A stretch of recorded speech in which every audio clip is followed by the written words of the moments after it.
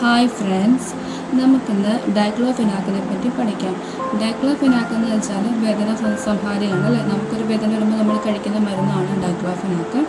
അത് ഏത് കാറ്റഗറിയിൽ പെട്ടതാണ്, അതിൻ്റെ യൂസ്, സൈഡ് എഫക്റ്റ്, അത് ഏതൊക്കെ സമയത്താണ് കഴിക്കാൻ പറ്റാത്തത്, അതിൻ്റെ കുറച്ച് ബ്രാൻഡ് നെയിംസും നമുക്കിന്ന് നോക്കാം. അപ്പോൾ എന്താണ് ഡൈക്ലോഫെനാക്ക് എന്ന് നോക്കിയാലോ നമുക്ക്. Diclofenac analgesic, antibiotic and non steroidal anti inflammatory ഏജൻസിൽ പെട്ടതാണ് ഡൈക്ലോഫെനാക്ക് എന്ന് പറയുന്നത്.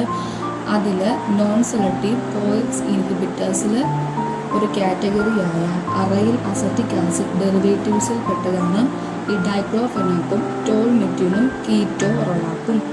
അതിൽ നമ്മൾ കോമൺ ആയിട്ട് ഡൈക്ലോഫെനാക്കാണല്ലോ കേൾക്കുന്നത്. അപ്പം അതുകൊണ്ടാണ് കീറ്റോറോളാക്കൊക്കെ കൊടുക്കാറുണ്ട്. എന്നാലും നമ്മൾ എല്ലാവരും ഉപയോഗിക്കുന്ന ഒരു മരുന്ന് ഡൈക്ലോഫെനാക്ക്. നമ്മൾ വേദന ആടുന്ന് പറയുമ്പോഴത്തേക്കും നമ്മൾ പറയും ഡൈക്ലോഫെനാക്ക് കഴിക്കാമല്ലേ എന്ന് പറയും. അപ്പോൾ അതുകൊണ്ടാണ് ഞാൻ ഡൈക്ലോഫെനാക്കിനെ പറ്റി പഠിപ്പിക്കാമെന്ന് വിചാരിച്ചത്. അപ്പോൾ നമുക്കിന്ന് ഡൈക്ലോഫെനാക്കിനെ പറ്റി നോക്കാം.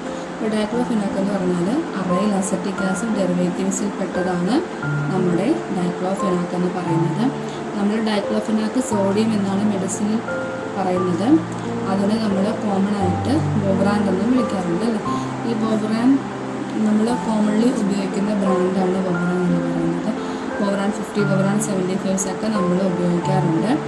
അപ്പോൾ ഡൈക്ലോഫെനാക്ക് നമ്മൾ എന്തിനാണ് കോമൺലി ഉപയോഗിക്കുന്നത്? അനാൽജസിക് ആയിട്ട് ഉപയോഗിക്കാറുണ്ട്, ആൻറ്റിബയോട്ടിക്, ആൻറ്റി ഇൻഫ്ലമേറ്ററി ആയിട്ട് നമ്മൾ ഉപയോഗിക്കാറുണ്ട് അല്ലേ.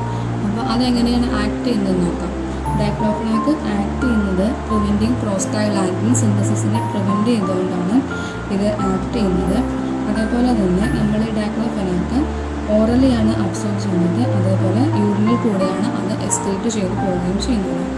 അതേപോലെ നമുക്ക് ഡൈക്ലോഫെനാക്കിൻ്റെ കുറച്ച് ബ്രാൻഡ് നെയിംസ് നോക്കാം. കെമിക്കൽ നെയിം ആണല്ലോ എന്തെന്ന് നമ്മുടെ ഡൈക്ലോഫെനാക്ക് സോഡിയം എന്ന് പറയുന്നത്. അത് പല പല ബ്രാൻഡ്സിൽ ഇറങ്ങിയിട്ടുണ്ട് അല്ലേ. അപ്പോൾ നമുക്ക് കുറച്ച് ബ്രാൻഡ് നെയിംസ് നോക്കാം. ബോവറാൻ 25, ബോൾട്ടാറൻ SR100, ഡൈക്ലോബൽ 75, ഡൈക്ലോബൽ 50. ഇതൊക്കെയാണ് ചില എക്സാമ്പിൾ ഓഫ് ഡൈക്ലോഫെനാക്കിൻ്റെ ചില ബ്രാൻഡ് നെയിംസിന് എക്സാമ്പിൾ എന്ന് പറയുന്നത്.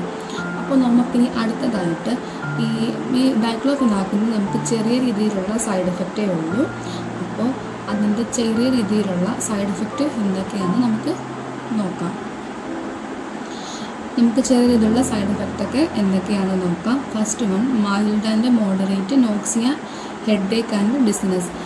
ചെറിയ രീതിയിലുള്ള നോക്സിയയും അതേപോലെ തലവേദനയും ഡിസ്നസ്സൊക്കെയാണ് ഇതിൻ്റെ സൈഡ് എഫക്റ്റ് എന്ന് പറയുന്നത്. അതേപോലെ തന്നെ ചില കാര്യത്തിൽ റെയറായിട്ട് നമുക്ക് ഗ്യാസ്ട്രിക് അൾസറേഷനും അതേപോലെ ബ്ലീഡിങ്ങും ഇത് ഉണ്ടാക്കാറുണ്ട് കേട്ടോ. അതേപോലെ നമുക്കിതിൻ്റെ യൂസസ് എന്തൊക്കെയാണെന്ന് നമുക്ക് നോക്കാം. ഇതെന്തിനൊക്കെ യൂസ് ചെയ്യുന്നുണ്ട്?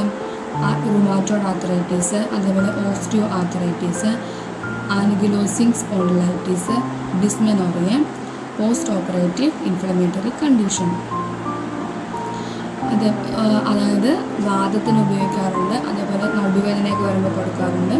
അതേപോലെ തന്നെ ഓപ്പറേഷന് ശേഷമുള്ള ഇൻഫ്ലമേറ്ററി കണ്ടീഷൻസിലും നമ്മൾ ഇത് ഉപയോഗിക്കാറുണ്ട്. ഓപ്പറേഷൻ കഴിഞ്ഞിട്ടുണ്ടാകുന്ന ഇൻഫ്ലമേഷൻ ഉണ്ടല്ലോ, അതിനും ഇത് ഉപയോഗിക്കാറുണ്ട്. ഈ ഡൈക്ലോഫെനാക്ക് നോർമലി ടാബ്ലറ്റ്സിലും ഇഞ്ചെക്ഷൻ ഫോംസിലൊക്കെയാണ് ഇത് അവൈലബിൾ ആയിട്ടുള്ളത്. അതേപോലെ തന്നെ ഡൈക്ലോഫെനാക്ക് നമുക്ക് ചില കേസിൽ കൊടുക്കാൻ പാടില്ല.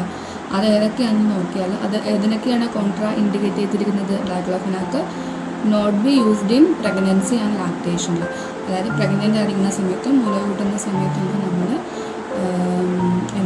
ഡൈക്ലോഫെനാക്ക് കഴിക്കാൻ പാടില്ല എന്നാണ് പറയുന്നത്. അപ്പോൾ ഡൈക്ലോഫെനാക്കിനെ പറ്റി കുറച്ചെങ്കിലും എല്ലാവർക്കും മനസ്സിലായെന്ന് വിശ്വസിക്കുന്നു. അപ്പോൾ താങ്ക് യു ഓൾ. ഒന്ന് സബ്സ്ക്രൈബ് ചെയ്യുകയും ഷെയർ ചെയ്യുകയും ലൈക്ക് ചെയ്യുകയും ചെയ്യണമെന്ന് പറയുന്നു കേട്ടോ. Thank you all.